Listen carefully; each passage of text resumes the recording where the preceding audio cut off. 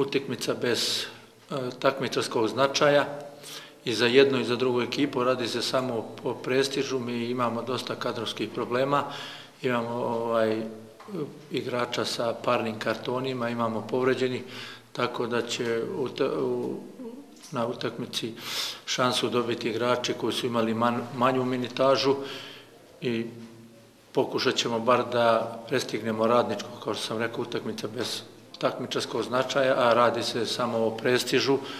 I ja uvek se setim utakmice sa Partizanom u prvom kolu i uvek to kažem, uvek je najbolja ona ekipa i najboljih 11 koji izađu na terenu.